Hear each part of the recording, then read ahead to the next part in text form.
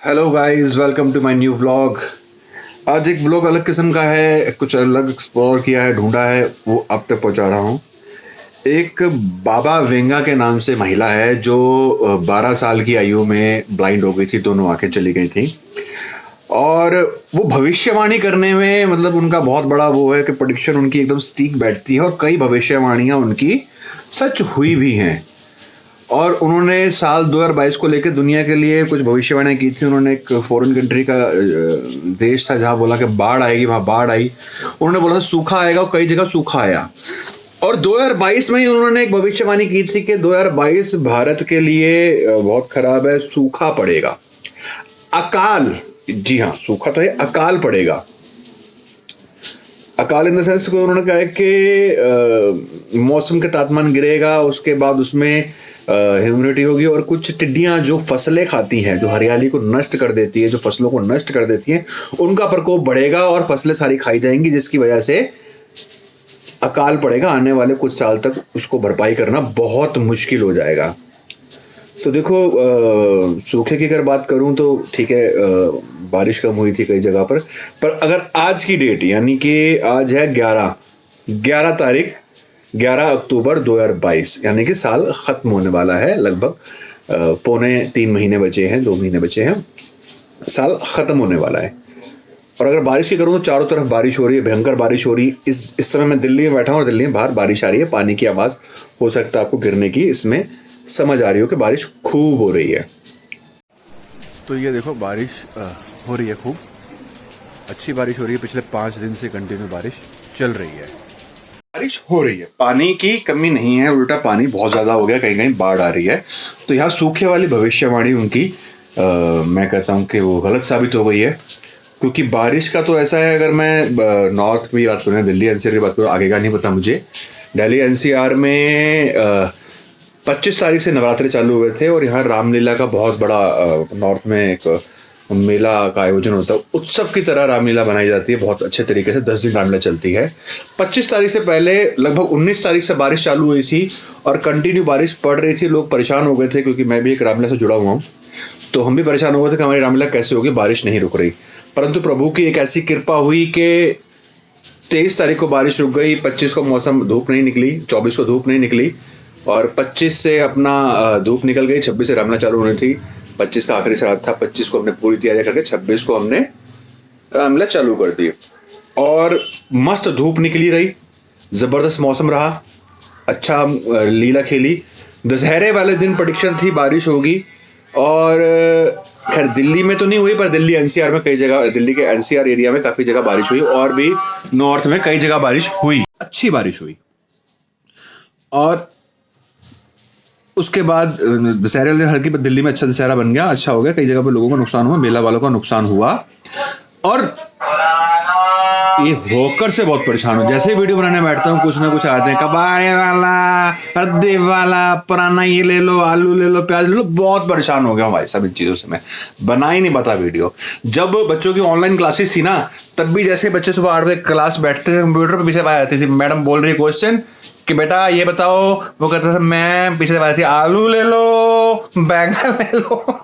तो बच्चे भी परेशान हो जाते थे, कई बार तो मेरा बेटा म्यूट ही करता था कि पापा ये क्या है। तो खैर ये सब चलता रहता है जी, कोई बड़ी बात नहीं है। तो प्रभु राम ने ये काम किया कि अपना, जैसे उनके दशहरे का टाइम था, लीला का टाइम था, लीला हुई और दशहरे से अगले दिन बारिश शुरू हो गई और कंटिन्यू 5-6 तारीख से बारिश शुरू हुई है, 6 तारीख से हल्की की 7 से भरपूर हो गई। और आज 11 तारीख है, मानसून ऐसा बना हुआ है ना कि भाई सावन में भी ऐसा नहीं बनता। वो सुना होगा आपने गाना कि घोड़े जैसी चाल, हाथी जैसे तुम, ओ सावन राजा कहाँ से आए तुम। तो बिल्कुल वैसा हुआ, आता तेजी से और धीरे उसकी पूंछ फंस गई है सावन की, वो निकल ही नहीं रही, टप टिप टिप टिप बरस रही है। और पूरे नॉर्थ इंडिया का ये माहौल बना हुआ है, आगे का नहीं पता, नॉर्थ में मेरी बात होती रहती है तो बना हुआ है। तो इसलिए सूखे वाली भविष्यवाणी कहीं ना कहीं उनकी मैं मानता हूं कि गलत होती है। हाँ, ये है कि जिस समय इन दिनों में धान बोया जाता है, चावल, जिस समय चावल बोए जाते थे, उस वक्त जब पानी की जरूरत थी, उसमें पानी नहीं हुआ, बारिश नहीं हुई। बट हाँ, अब चल रही है, फसल को टाइम लगा पर होगी। अब बचे हैं लास्ट के 2.5 महीने 2022 खत्म होने में। मैं इसमें ना थोड़ा सा फिर एक वो करूंगा, 2022 खत्म होने में बचे हैं 2.5 महीने। तो क्या 2.5 महीने में ऐसा कुछ होने वाला है कि भाई अब क्योंकि चावल पकने शुरू हो जाए, थोड़े दिन में चावल कटने शुरू होंगे, कि टिड्डियों का प्रकोप आएगा और पूरे चावल की फसल को नष्ट कर देगा भारत की? शायद हो सकता है। तो इसलिए जो भैया धान की खेती जिनकी है वो अपने टाइम से उसको प्रोक्योर कर लें। और बहुत सारे फल होते हैं, पत्ते होते हैं, जिसको ये प्राकृतिक की जड़ी बूटियां होती हैं, वनस्पति होती है, उसको ये टिड्डियां नुकसान पहुंचा सकती हैं भविष्यवाणी के हिसाब से। तो बात करते हैं ये होता है नहीं होता 2 महीनों में। अब एक बात हो जाती है, उन्होंने कहा 2022, पर जब भी हम ग्रह चाल और इन चीजों को मानते हैं ना, तो हमारा मानना ये होता है कि जो हमारा एक ये इंग्लिश कैलेंडर है जो हम देखते हैं, दिसंबर में साल चेंज हो जाता है, पर जो एक्चुअल कैलेंडर है, जिसे हम कहते हैं, जो एक्चुअल कैलेंडर है, सनातन धर्म अगर हम फॉलो करते हैं उसे, और सब चीजें उसके बिहाफ पे, आज जितनी भी भविष्यवाणियां होती हैं सब होती हैं वो उसी के बिहाफ पे होती है। वो अपना चैत के महीने से शुरू होता है, चैत के नवरात्रे से साल चेंज होता है। तो अगर मैं उस साल के हिसाब से बात करूं तो अभी 2 और लगभग 5 महीने और हैं। इस बीच गेहूं की खेती होगी। अप्रैल में गेहूं कटता है, तो लगभग मार्च में गेहूं एकदम अपने उस पर होता है, और फरवरी में गेहूं एकदम हरा होता है, मार्च में पकना शुरू होता है और अप्रैल में काट दिया जाता है। अप्रैल शुरू होते हैं, बैसाखी से पहले पहले काट दिया जाता है, क्योंकि बैसाखी के बाद कोई नहीं पता होता अप्रैल में कब बारिश आ जाए, कब तूफान आ जाए, कब क्या हो जाए। गर्मी पड़ती है तो गेहूं मतलब फसल जल भी जाती है कभी कभी गर्मी से। एक मई जून का ऐसा टाइम आता है कि इतनी तेज हवाएं चलती हैं गर्म कि पत्ते आपस में रगड़ खा के आग पकड़ लेते हैं। तो इसलिए वो अप्रैल के शुरू में ही फसलें काट दी जाती हैं गेहूं की। तो अगर मैं उस हिसाब से मानूं कि अगर हम 2022 या नया एक साल जो पूरा पकड़े, वो 2023 के जब चैत के नवरात्रे आएंगे तब तक का गैप पकड़ूं, तो हाँ मुझे लगता है कि ये भविष्यवाणी उस समय सच हो सकती है। तो उस समय गेहूं की फसलें हरी होंगी और टिड्डियों का प्रकोप उस समय हो सकता है। टिड्डियां, आपने बीच में सुना होगा, टिड्डियां आ गई पाकिस्तान की तरफ से, वहां से आ गई, फसल नष्ट कर गई। इंडिया में कम प्रभाव हुआ था, 2-3 साल पहले ऐसा हुआ था।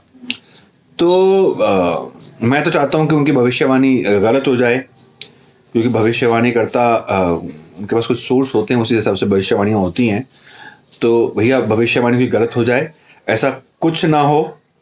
और जितने भी खेती करने वाले हैं वो अपना भैया खेतों का ध्यान रखें।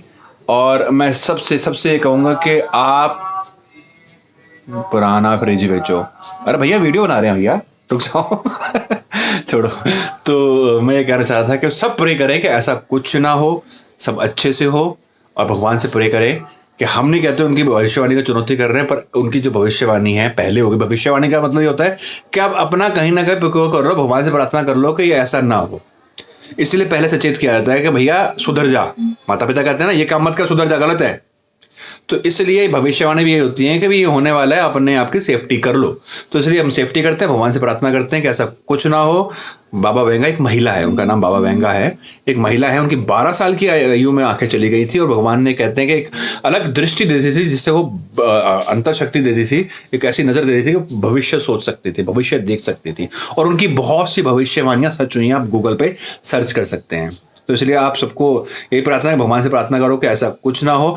भारत क्या, कहीं पर भी ऐसा कोई अकाल ना आए। हम कोरोना से बड़ी मुश्किल से उभरे हैं, तो सब प्रार्थना करेंगे। और मेरी आपसे भी यही है कि सेफ रहो, सकुशल रहो, अपने अपने कारोबार का ध्यान रखो। जय श्री राम, भारत माता की जय।